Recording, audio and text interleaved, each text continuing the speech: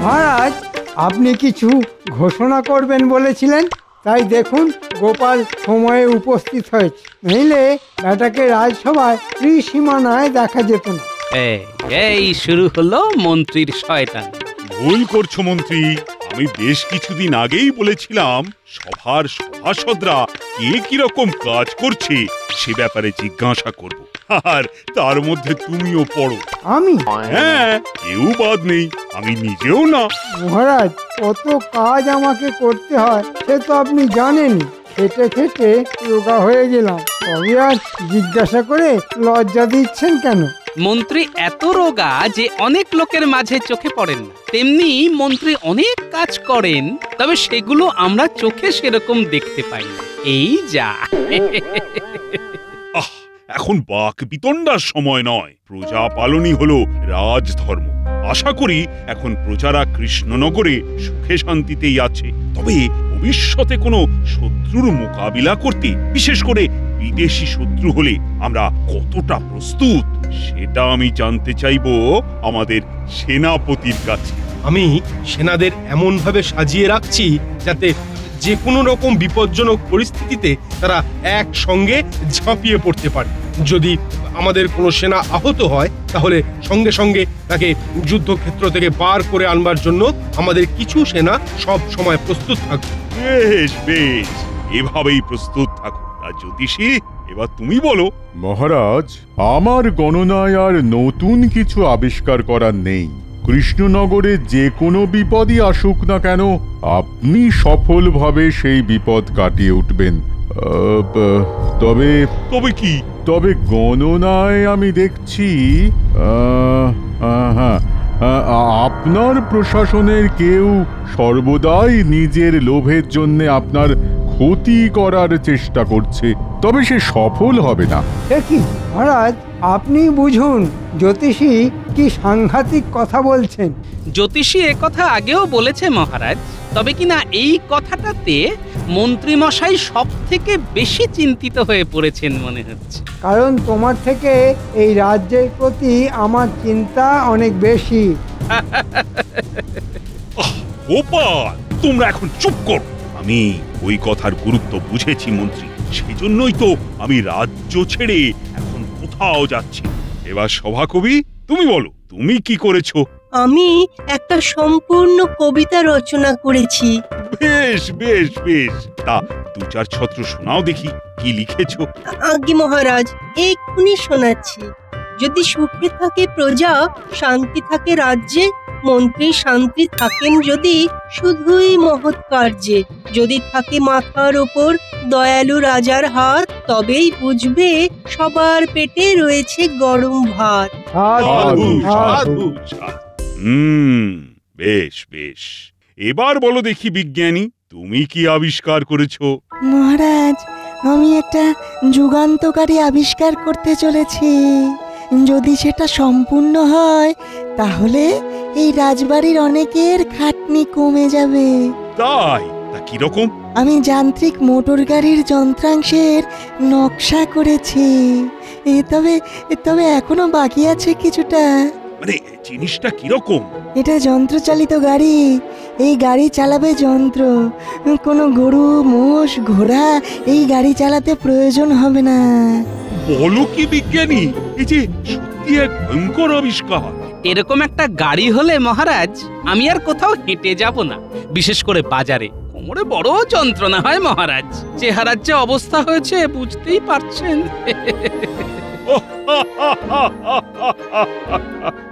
বেশ বেশ, আচ্ছা বিজ্ঞানী, তুমি যত শিগগিরই পারো এরকম একটা গাড়ি বানিয়ে ফেলো দেখি। নিশ্চয়ই মহারাজ। ঢং দেখে আর বাঁচি না, তবে একটা জব্বর পরিকল্পনা মাথায় এসেছে।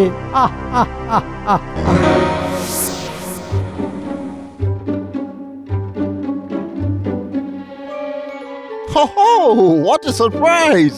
আজকে কৃষ্ণনগরের মন্ত্রী আমাদের ডেরায়। একটা দারুণ খবর আছে, যেটা শুনলে আপনারা চমকে চমচম হয়ে যাবেন। দেখলে রসগোল্লা, আর পেলে তো মিষ্টি দই। দেখো, এইসব খেতে আমরা বড্ড ভালোবাসি। তুমি কি নিয়ে এসেছো? না না, এসব তো আপনারা আমাকে খাওয়াবেন যদি আমি একটা জিনিস এনে আপনাকে দিই। কি জিনিস, কি জিনিস? নকশা, যন্ত্রচালিত মোটর গাড়ির নকশা আমাদের বিজ্ঞানী বানাতে চলেছেন। Oh my God, really? এইসব ইনোভেটিভ জিনিস আমরা এক্ষুনি চাই, তবেই তো এখানে বিজনেস করতে পারবো। তোমাকে টাকায় ভরিয়ে দেব, রসগোল্লা, মিষ্টি দই সব খাওয়াবো, শুধু এই নকশা আমাদের চাই। ইয়েস, ঠিক আছে, হয়ে যাবে। সন্ধ্যে বটা ঘটা, তোদের খুব মন দিয়ে কাজটা করতে হবে, কেউ যেন ঘুণাক্ষরেও জানতে না পারে। কি যে বলেন মন্ত্রী মশাই। খুব সোজা কাজ, বিজ্ঞানীর বাড়িতে ঢুকে নকশাটা চুরি করে নিয়ে আসবে। ঠিক আছে, ঠিক আছে, আজ রাতেই হয়ে যাবে। সোজা এনে আমার হাতে দিবি। বুঝলে গিন্নি, আমি তো ভাবতেই পারছি না গরু মোষ ছাড়াও গাড়ি চলবে, যন্ত্র নাকি টেনে নিয়ে যাবে। ম্যাগো, এ তোমাদের বিজ্ঞানীদের কি রকম আবিষ্কার, হ্যাঁ? বলি যান্ত্রিক গাড়ি কি ভূতে চালাবে, হ্যাঁ? আহা গিন্নি, দেখাই যাক না কি হয়। তুমি আর আমি ওরকম গাড়িতে চড়ে ঘুরে বেড়াবো। আমি ওই ভূতের গাড়িতে চড়বো না, হ্যাঁ। আহা, তা কেন চড়বে? ও গাড়ির সামনে গরু ছাগল না দেখলে মনে হয় তোমার ঠিক তৃপ্তি হবে না। সে তুমি যাই বলো বাপু, গরুর গাড়ি হলো গরুর গাড়ি, হ্যাঁ। আমার তো বাতের ব্যথায় সেরে গেল গরুর গাড়ির ঝাঁকুনিতে। বোঝো কাণ্ড।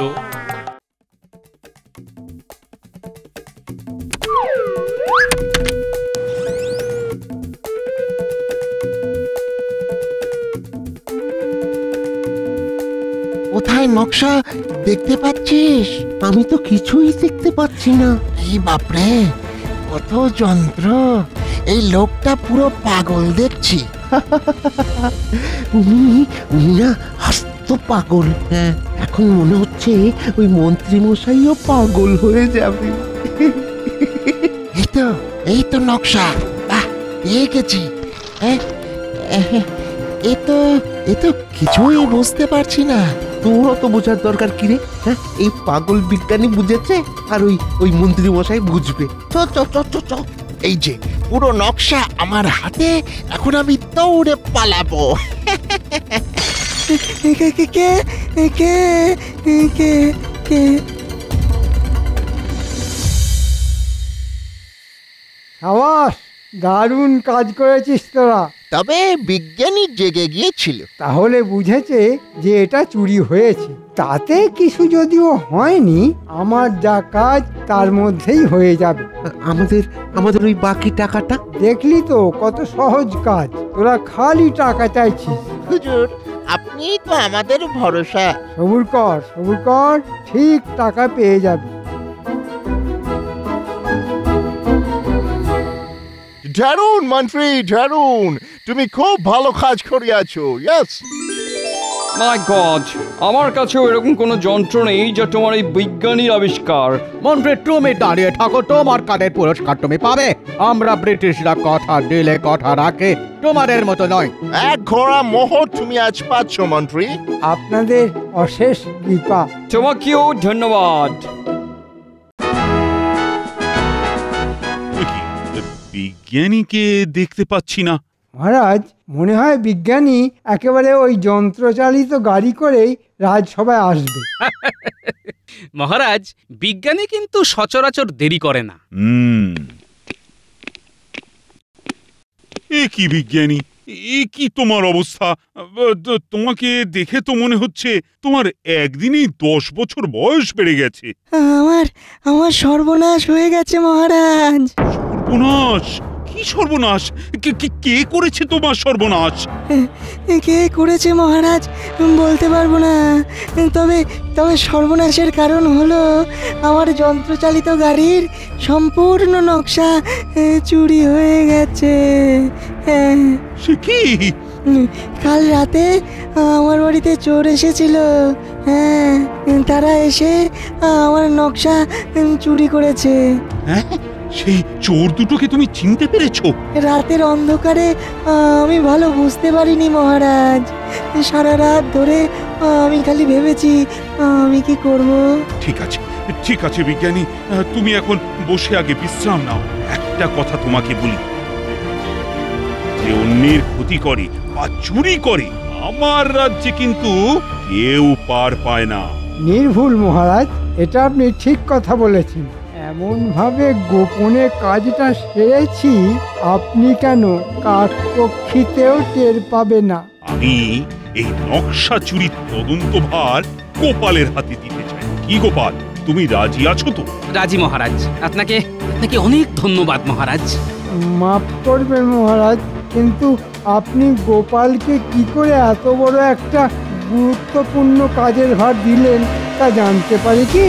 যেখানে ও এত মোটা, দিনের পর দিন খেয়ে খেয়ে আরো বড় ভুঁড়ি করছে, সেখানে আপনি আমার মনে হলো গোপাল পারবে, তাই।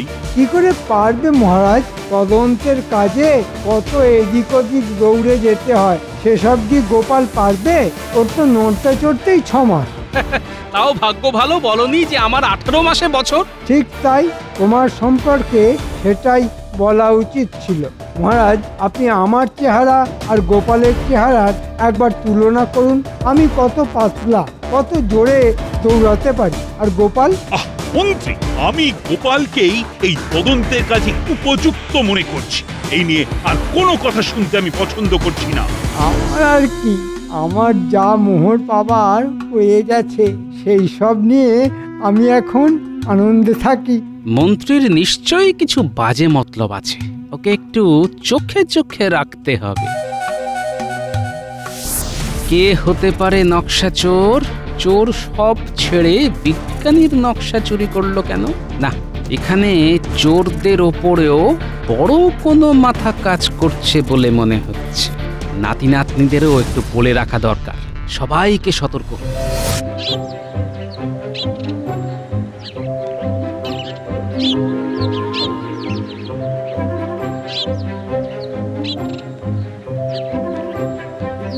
এই তোরা শোন এদিকে শোন, কিছু খাবার দেবার জন্য তোদের ডাক দিইনি, একটা বিশেষ দরকারে ডেকেছি। ও দাদু, কি বলবে বলো তাড়াতাড়ি, আমরা তো এখন খেলছি গো। কোনো সন্দেহজনক লোককে দেখলেই আমাকে খবর দিবে, ঠিক আছে? কেন গো দাদু, এখানে কি সেরকম কেউ ঘুরে বেড়াচ্ছে? আমার তো তাই মনে হয়। সাবধান, চোখ কান খোলা রাখবি, আর কিছু বিপদ বুঝলেই আমাকে খবর দিবি। যে কোনো অচেনা লোক দেখলেই সন্দেহ করব তো? হ্যাঁ, কোনো অচেনা উটকো লোক দেখলেই খবর দিবি, ঠিক আছে?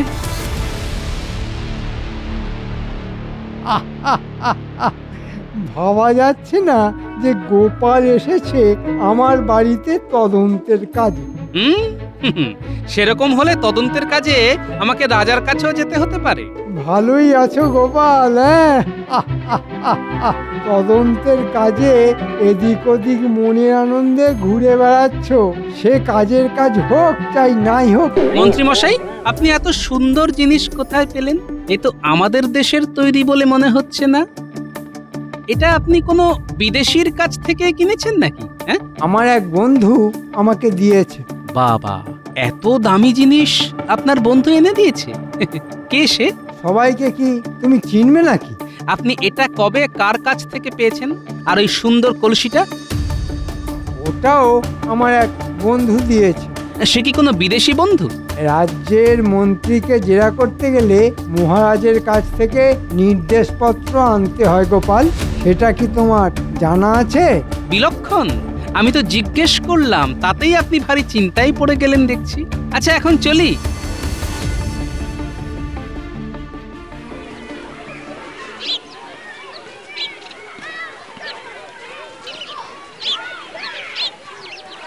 আসুন আসুন আসুন, এই ঘোড়ার গাড়িতে তাড়াতাড়ি পৌঁছে দেবো। আসুন আসুন। এদিকে আসুন, এদিকে আসুন। কোথায় যাবেন? এই গাড়িতে আসুন, এই গাড়িতে। হ্যাঁ হ্যাঁ হ্যাঁ, আসতে যাবে, তবে ভাড়াও খুব কম। এখানে আসুন, এখানে আসুন, কোনো ঘোড়া গরু লাগে না। কোথায় যাবেন? অনেক তাড়াতাড়ি যাবে আমার এই মোটর গাড়ি। চড়ে দেখুন। আমি যাব গঙ্গারামপুর। মাত্র 6 আনা, উঠে পড়ুন, 2 ঘন্টা লাগবে। মাত্র 4 আনা, উঠে পড়ুন উঠে পড়ুন। আরে উঠে পড়ুন, যেতে যেতে বেলা হয়ে যাবে তো। আপনি এদিকে আসুন, 1 আনা দেবেন। 8 ঘন্টা লাগবে, পৌঁছে দিচ্ছে। হ্যাঁ, মাত্র 8 ঘন্টা আর এত সস্তা? চলো চলো, আমরা সবাই মোটর গাড়িতেই যাব।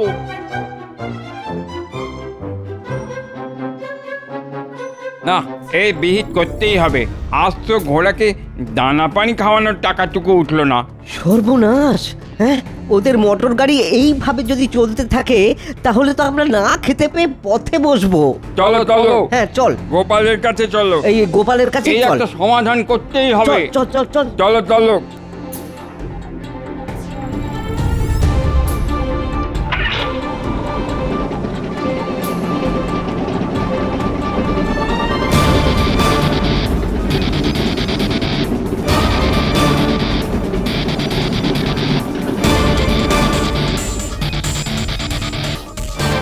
ব্যাপার, তোমরা এই সময় সবাই মিলে আমার বাড়িতে? আপনি কিছু একটা করুন, নইলে আমরা পথে বসবো। সবাই মোটর গাড়ি করে চলে যাচ্ছে, আমাদের গাড়িতে কেউ উঠছে না। মোটর গাড়ি? সেটা কোথা থেকে এলো? আগে ওই গাড়ি ইংরেজরা চালাচ্ছে, আর ওই গাড়িতে গরু ঘোড়া কিছুই লাগে না। আমরা যে পথে বসবো গোপাল ভাই। ইংরেজরা মোটর গাড়ি চালাচ্ছে? ও ও গোপাল ভাই, ও ও গোপাল ভাই, কিছু একটা করো, না হলে আমাদের ওই না খেতে পেয়ে ওই মরতে হবে। কিছু একটা করো, কিছু একটা করো। তোমরা কিচ্ছু চিন্তা করো না, আমার কাছে যখন এসে পড়েছো তখন এর সমাধান হবেই হবে। তোমরা এখন নিশ্চিন্তে যাও। অনেক আশা নিয়ে ফিরছি গোপাল ভাই। একদিকে বিজ্ঞানীর নকশা চুরি হলো, আর একদিকে ইংরেজরা মোটর গাড়ি নামিয়ে দিল। বুঝেছি, এ দুয়ে দুয়ে 4 না হয়ে যায় না।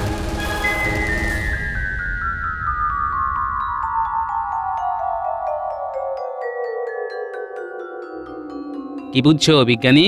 এ আমার নকশার সাথে হুবহু মিলে যাচ্ছে। এই গাড়ি সেই গাড়ি। হ্যাঁ। আচ্ছা বিজ্ঞানী, তুমি বলেছিলে গাড়ির নকশার এখনো কিছু বাকি আছে? হ্যাঁ, একটা যন্ত্র ঠিকভাবে বসিয়ে উঠতে পারিনি, যার ফলে ওটা যদি একবার খুলে নেওয়া হয় তাহলে গাড়ি সম্পূর্ণ অকেজ হয়ে পড়বে। হ্যাঁ। বাহ বিজ্ঞানী বাহ, রাতের বেলায় আমাদের ওই কাজটি করতে হবে। এই সব গাড়ি আমাদের যা করার খুব শিগগির করতে হবে, কেউ যাতে দেখে না ফেলে।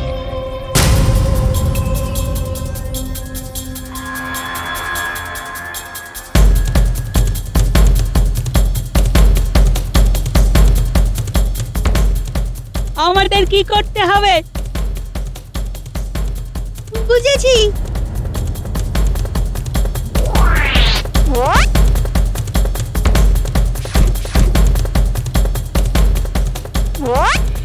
সব কটার খোলা হয়ে গেছে। ব্যাস, কাজ শেষ। আর ওরা ওই গাড়ি সারাতে পারবে না। হ্যাঁ। খুব ভালো, চলো এখন এখান থেকে চলে যাওয়া যাক।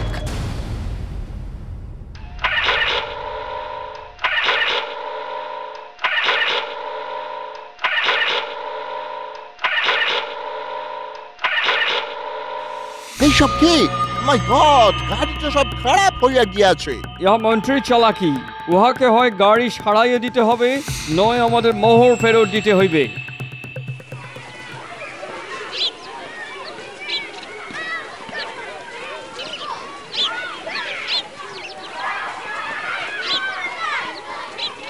যাব বাবা, আজকে মোটর গাড়ি কোথায় গেল? আর কি করা যাবে, আজকে তাহলে আমাদের গরুর গাড়িতেই যেতে হবে। অগত্যা কি আর করা, আমাদের তো যেতেই হবে।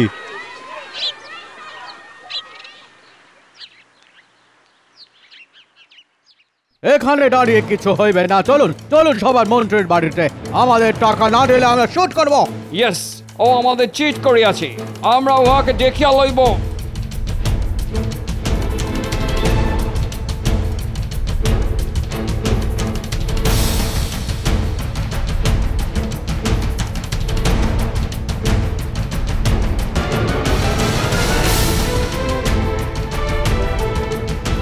পেরেছি। এরা এখানে কেন? কামান মন্ত্রী, বাইরে আইসো। তুমি চিট করিয়াছো, আমাদের টাকা মোহর ফেরত দাও। চিৎকার করছেন কেন আপনারা? তুমি আমাদের মোহর টাকা ফেরত দাও। মানে এটা কি মগের মূল্য নাকি? আমি সব খরচা করে ফেলেছি। তুমি আমাদের নকশা পুরো দাওনি, আমাদের খারাপ গাড়ি দিয়েছো। তোমরা গাড়ি খারাপ করেছো, আবার আমার কাছ থেকে টাকা চাইছো? কিচ্ছু হবে না। কি হবে না মন্ত্রী? মহারাজের গলা, তিনি এখানে এলেন কি করে? গোপাল এসে আমাকে খবর দিল তুমি ইংরেজদের গাড়ির নকশা দিয়েছো। না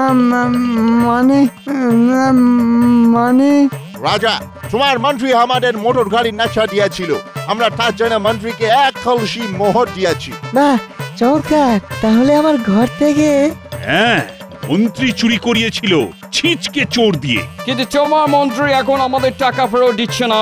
কি মন্ত্রী মশাই, সব হজম করে ফেলেছেন তো? মন্ত্রী, তোমাকে আমি শুলে চড়াবো। তবে রে পালাহিম, কোথায় পালা?